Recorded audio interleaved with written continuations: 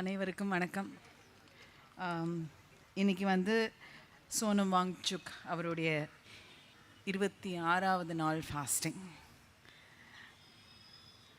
இந்த காலத்துலேயும் ஃபாஸ்ட் பண்ணி சில விஷயங்கள் சாதிக்கணும் அப்படின்னு நம்ம நாட்டுடைய நிலைமை. எனக்கு வந்து நீட் தேவையா இல்லை அது வந்து திருத்தி சரி பண்ணி அது வைக்கிறதா இல்லை தேவையில்லையா, இந்த விஷயங்களை பற்றி எனக்கு பேசுகிறதுக்கான நாலேஜ் இல்லை.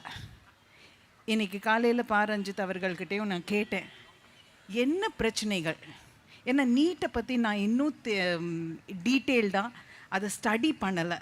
என்னை பொறுத்த வரைக்கும் எனக்கு நாலேஜ் இல்லாத போது அதை பற்றி பேசக்கூடாது.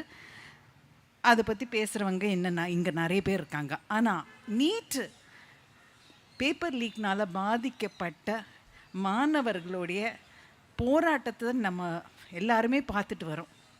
எனக்கு சில விஷுவல்ஸ் ஜூலை 20 நடந்த சம்பவங்கள், அன்னைக்கிலேருந்து நடந்த சம்பவங்கள் என்னால் பொறுக்க முடியல.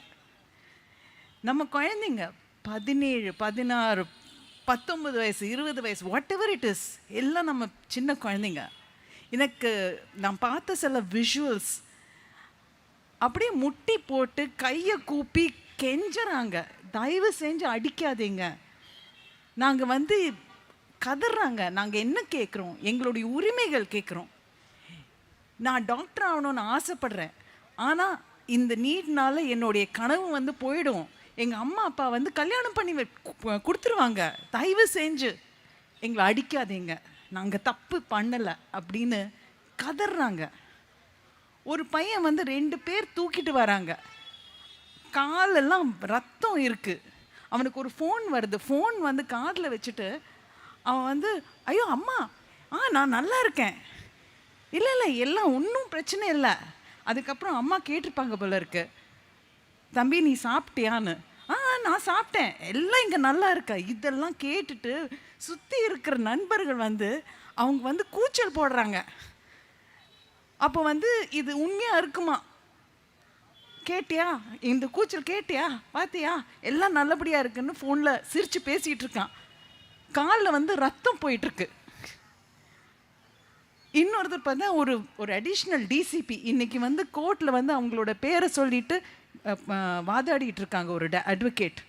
அந்த டிசிபி வந்து எல்லாரும் கலைஞ்சு போயிட்டுருக்காங்க, அந்த பொண்ணு போயிட்டுருக்கு, பலார்னு கன்னத்தில் ஒரு அறை. அந்த அறை எதுக்கு விழுந்ததுன்னு அவள் வந்து ஷாக் ஆகி அங்கே நின்று பார்த்துட்டு இருக்கா.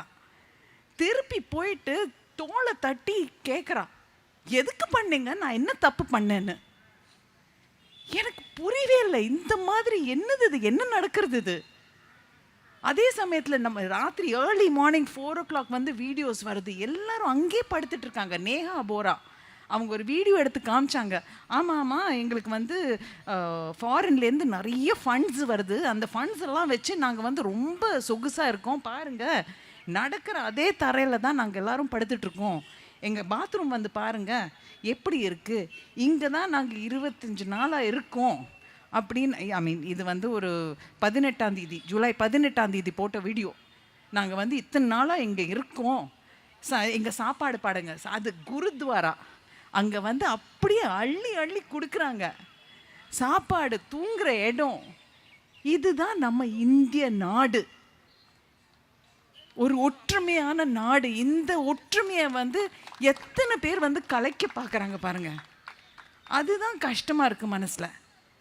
இன்னொன்று ஒரு வீடியோ நேற்று தான் பார்த்தேன், அதில் வந்து ஏன்னா எனக்கு தூக்கம் வரல, என்ன பண்ணுறதுன்னு தெரியாமல் தான் நான் இவரை கூப்பிட்டேன். எங்கேயாவது ஏதாவது நடக்கிறதா, நான் வரணும், பேசணும், என் மனசு விட்டு பேசணும் அப்படின்னு நான் வந்தேன். அந்த பையன் ஒரு 16 வயசு பையன், அவன் வந்து ஒரு போலீஸ்காரர் ஏதோ தடுத்து நிறுத்தியிருக்காரு, மராட்டியில் பையன் பேசிகிட்டு இருக்கான்.